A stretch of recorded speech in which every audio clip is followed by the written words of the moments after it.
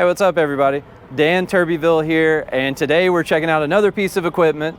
We've got this Vermeer, Hydro Vac Hydro Excavator here that we're gonna run, and we're gonna dig some holes with it and see what it does. And I've got Mr. John Strickland with me. How you doing? Good. And he's from Vermeer Mid-South. So it's our local Vermeer dealer, and they've been nice enough to bring this thing out and let us demo it and see if it's gonna work for us and see if we might wanna buy one. So I thought we'd just do a little walk around and kind of, go over what the machine is, what it does, and maybe some of the features and capabilities of this one. So this one's pretty similar to the one that we've got a quote on right now, but it's not the exact unit, right? That is correct. So I think the one that we have the quote on will have a little bit bigger tank, and it has a manual boom that swings out with the hose and stuff. And a gasoline engine. And a gas engine is where this one's a diesel. So right. Just to kind of, set the expectations of what ours would be versus this. So now, I guess it's mounted on a trailer. Yes, it's a trailer mounted Hydrovac. MV Solutions, Vermeer purchased Vactron and McLaughlin. They call that division MV Solutions now. It is owned by Vermeer. The nomenclature is a VX50 500. 50 meaning the horsepower of the engine, 500 meaning the capacity of the spoil tank, or how much you can hold as you're potholing or eliminating, excavating, whatever you want to do, the dirt. Okay. It comes standard with 225 gallons of water.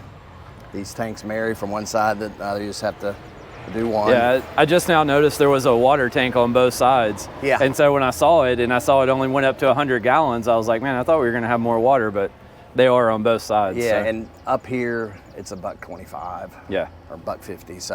So this is the fuel tank for the engine. Is there also two of those, or? No, there is one fuel tank. It's 15 gallons, which if you are sucking all day long and running it all day long, that's made to run a day's.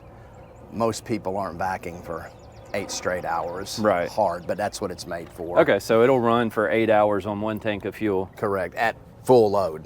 Okay. So idling, it'll run for days and days. Okay. So it should be plenty. Right. So then, I guess right in here, this is where there's some business going on in there. Yeah, we just have the guts of the machine from different types of hydraulics that weren't running the engine to the vacuum and all of that stuff. We do have a filter system. This machine has a 3-phase filter system, a cyclonic filter, which makes dry particles go like this with no filter element. They drop into this and it's emptied on a regular basis. And then on the other side, which we'll see during the demo, is another filter that catches the fine particles of dry that has a serviceable filter element.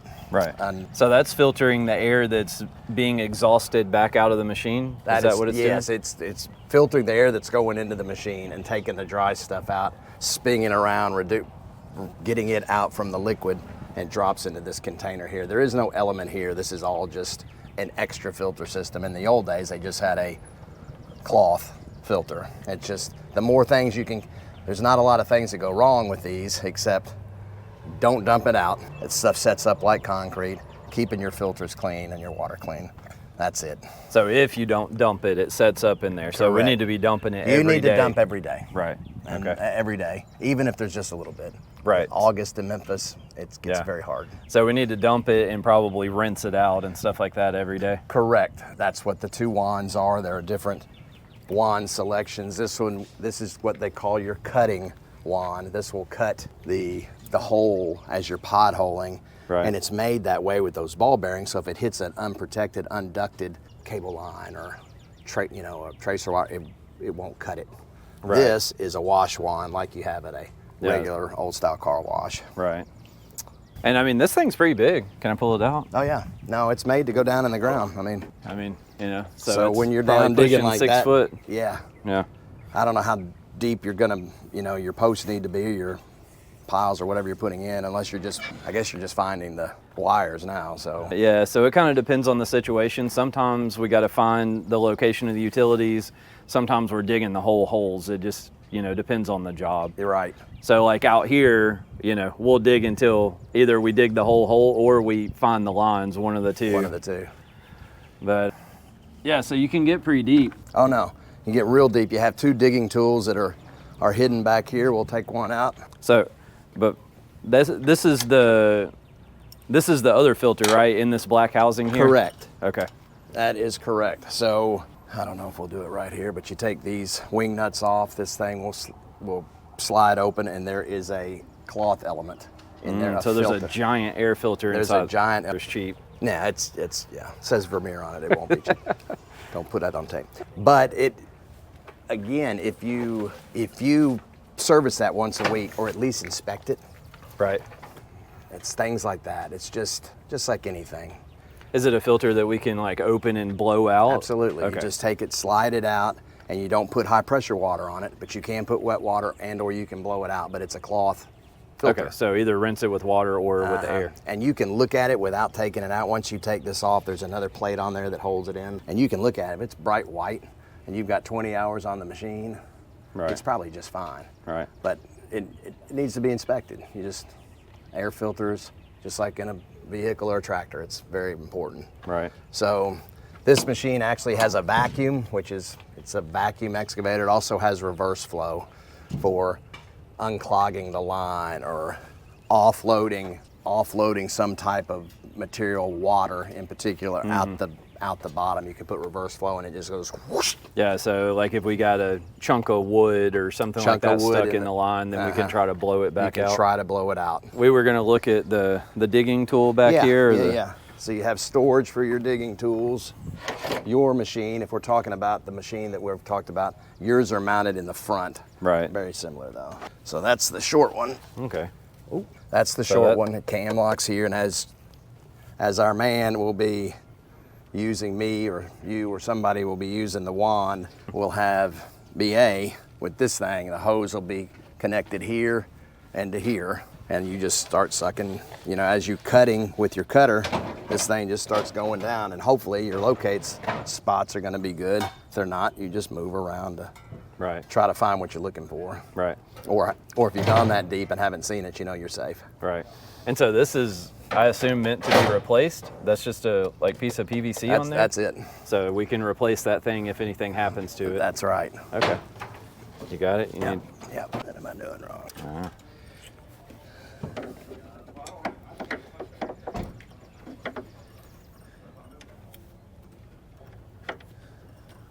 So let's talk about this antifreeze right here for a second. Yeah, very important. So it will not be important from this day forward until October when we get our first freeze. But things you have to do: keep it clean, check the air filters. Wintertime, antifreeze it. A new water pump's about $3,200. When it comes in cracked, that's not under warranty. Yeah. So do you like constantly run antifreeze through it, or you just do that like at the end of the day? At the end of the day, you run water. You put that on antifreeze, you unclip this, turn the water pump on. When blue comes out, you turn it off, you're antifreeze. So you just run an antifreeze through the whole system, basically. It takes just a moment too, not very long at all. Okay, that's cool. I like to put, I'll show you all later, I like to put one of the heads on it, one of the wands, just bump it one time, take it off, and when you bumped it, it pushes everything back in. So if something were to have come out of a pump or valve, I've never had one fail, that we just do it the regular way, but it completely puts antifreeze in every little section. Okay. So I don't know if you're going to keep it indoors or on the yard on Dedrick, but probably got to sit outside. Yeah, well, we'll definitely need to readdress that if you end up purchasing one in the fall. Okay. Because that's a day ruiner right there. Yeah. So the one we have quoted, it has that antifreeze system. Oh yeah. Okay. Yeah, absolutely. Cool. I didn't know if that was an optional add-on. So I'm really curious to see this thing dump. So it looks like you got some arms going on, and these arms will, as it tilts back, it's going to open that gate. Yes. Okay. And if you want to back up, I'll turn it on at low idle, and I'll show you how. Well, okay. If you want. Yeah, sure. He's going to fire it up and get a shot of that control panel in there. Oh, I'm sorry. That's okay. So we have throttle up, throttle down, tank, door. Okay. You can just read the thing, so your tank will... Okay, so it's actually two different steps, one to tilt and one to open the door. That's right. I'm not going to hit that curb, am I? So it looks, are those water nozzles inside of there to rinse it out? Yeah, this one has a tank clean out. I'm not sure The other one does. This one has a tank clean out. Now you still need to get in with your wash wand to get the bulk of it out, but there is a tank clean out. There is also a vacuum shut off when it gets to a certain level. It'll shut it. That's correct. You've got sight glasses where you know how long those are going to stay clean. Yeah. About today. Today. Yeah. But as it gets to a certain thing, it'll stop sucking. Okay, cool. And then if you got a new guy on the block, you want to teach him a lesson or something. If he's standing here when you dump that and open that door, it comes out. I mean, that's a challenge, finding a place you might have a place at your place, I don't know. Yeah, to unload it? To unload it. Oh, it's got a nice little beacon light up there beacons, flashing. You can turn those on or off. Cool.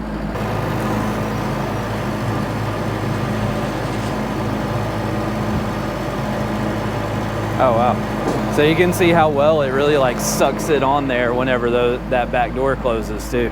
It's pretty cool. So you saw these, when those go over center, that's just pulling that door in straight instead of crimping the top. Yeah, watch the seal and you can really see it suck it in tight whenever it closes. Yeah. That's an advantage of ours against some other ones. Yeah, that's cool. You want it to be pulled in from the middle or this linkage to make it over center again, so you're not always pinching that top. So if you put an arrow board up, you can hit that. Makes, directional arrows if you're in the road, which. So what is the heater for? The heater's mainly for an up north application. That's really it, but it's just a hot box and it keeps your pressurized water hot. Okay, so it heats all the water. Oh, that's cool. Yeah. And then, so another thing, that it is an option to put a hydraulic jack on there. Yes. So instead of the manual jack we have on the front of this one, you can hydraulically, raise and lower the front of it. Okay, cool. Well, I think now let's get this thing moved around. I think they got some holes laid out for us, and let's see what it'll do. All right, sounds good to me. Unless there's anything else. No, these are the ways you vacuum your pressure. This sucks, that blows. Right. Sorry. Anyway, and then it always needs to be in neutral when you start it. Okay.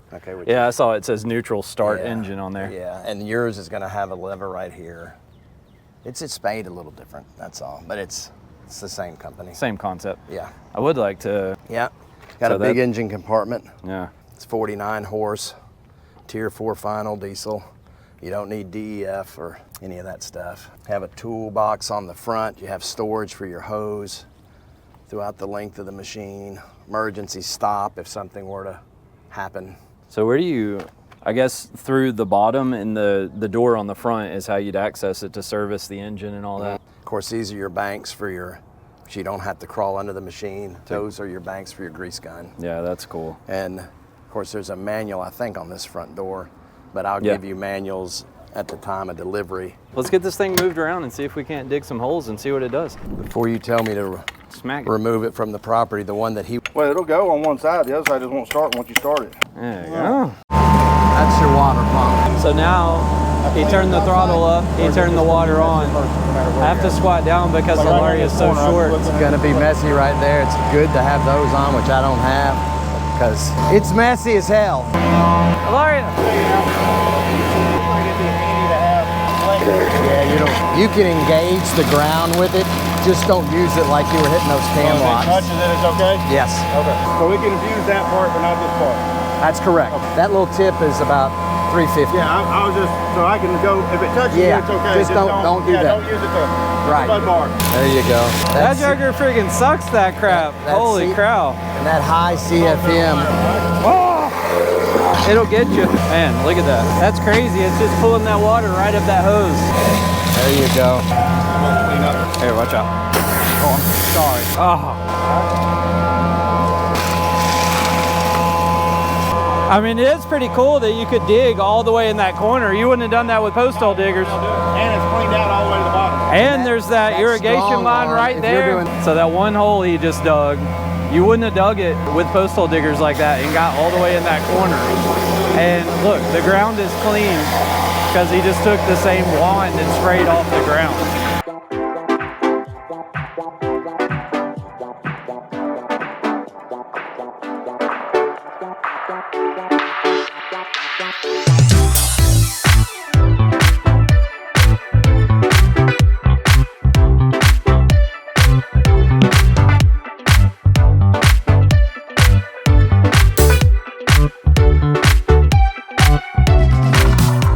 super clean. Don't have to worry about what you're hitting in the ground.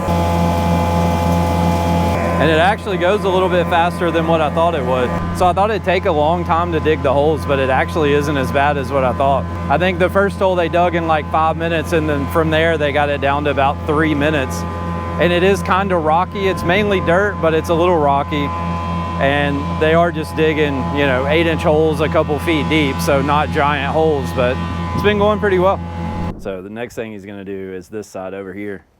And up there against the building, somewhere in that area, you can see there's a few pieces of conduit running up the side of the building. So and then we got electric that's out here. So we're gonna lay this side out and dig all these holes too to make sure that we don't hit any of that stuff. So this was a perfect job to demo this thing. Super grateful for Vermeer bringing it out to us and letting us check it out and see what it does.